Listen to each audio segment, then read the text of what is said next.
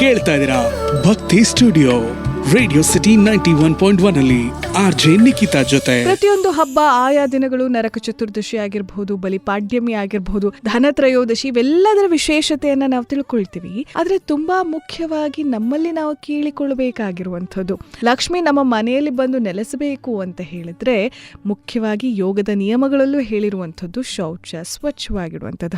ಮನೆ ಅಂಗಡಿಗಳನ್ನೆಲ್ಲ ಸ್ವಚ್ಛಗೊಳಿಸ್ತೀವಿ. ಇದಕ್ಕಿಂತ ತುಂಬಾ ಮುಖ್ಯವಾಗಿರುವಂಥದ್ದು ನಮ್ಮ ಮನಸ್ಸು, ಪ್ರಜ್ಞೆ ಸ್ವಚ್ಛವಾಗಿರುವಂಥದ್ದು, ಶುದ್ಧವಾಗಿರುವಂಥದ್ದು ಅಂತ ಹೇಳಿ. ಅದಕ್ಕೆ ದೇವರ ನಾಮಸ್ಮರಣೆ, ಹಲವು ವಿಧಾನಗಳು. ಅಂಥದ್ರಲ್ಲಿ ನಾನು ಮಾತಾಡ್ತಾ ಇದ್ರೆ ಸಮುದ್ರ ಮಂಥನದ ಸಂದರ್ಭದಲ್ಲಿ ವಿಷ್ಣು ಮತ್ತೆ ಲಕ್ಷ್ಮಿ 2 ಸೂಕ್ತವನ್ನ ಮಾನವ ಕುಲಕ್ಕೆ ನೀಡ್ತಾರೆ. ಅದೇ ಪುರುಷ ಸೂಕ್ತ ಮತ್ತೆ ಶ್ರೀ ಸೂಕ್ತ ಅಂತ ಹೇಳಿ. ಇವುಗಳನ್ನ ಪಠಣ ಮಾಡೋದ್ರಿಂದ ಆಕೆ ನಮ್ಮ ಪ್ರಜ್ಞಾವಸ್ಥೆಯಲ್ಲಿ ನೆಲೆಸ್ತಾಳೆ, ಪರಿಶುದ್ಧಗೊಳಿಸ್ತಾಳೆ. ಆ ಶಕ್ತಿ ಪರಿಶುದ್ಧಗೊಳಿಸುತ್ತೆ ಅಂತ ಹೇಳಿ. ಪ್ರತಿ ಕಣದಲ್ಲೂ ಕೂಡ ಈಕೆ ನೆಲೆಸ್ತಾಳೆ ಅನ್ನುವಂಥ ಮಾತು. ಶ್ರೀ ಅಂತ ಹೇಳಿದ್ರೆ ಸಿರಿ, ಸಂಪತ್ತು, ಶುಭ ಮಂತ್ರ ಅಂತ ಹೇಳಿ ಹೇಳ್ಬೋದು ನಾವಿಲ್ಲಿ.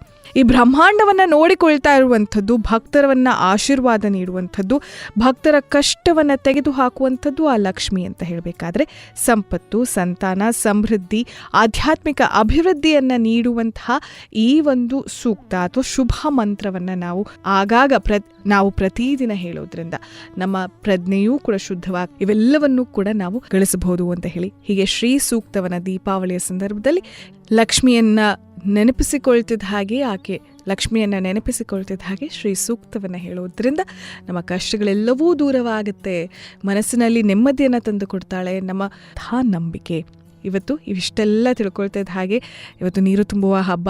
ಸಾಕಷ್ಟು ಜನ ನಾಳೆಯೂ ಆಚರಿಸ್ತಾ ಇದ್ದಾರೆ. ಗಂಗಾದೇವಿಯನ್ನ ಮನೆಯಲ್ಲಿಟ್ಟು ನಾವು ಪೂಜೆ ಮಾಡ್ತಿದ್ದ ಹಾಗೆ, ಲಕ್ಷ್ಮಿಯ ಸ್ವರೂಪ ಅಂತ ಹೇಳ್ತಿದ್ದ ಹಾಗೆಯೇ ಆ ವಿಶೇಷವಾದಂತಹ ಶಕ್ತಿಯನ್ನ ಆರಾಧಿಸುವಂತಹ ದಿನ. ಕೇಳ್ತಾ ಇದ್ದೀರಾ ಭಕ್ತಿ ಸ್ಟುಡಿಯೋ ರೇಡಿಯೋ ಸಿಟಿ 91.1 ಅಲ್ಲಿ ಆರ್ಜೆ ನಿಖಿತಾ ಜೊತೆ.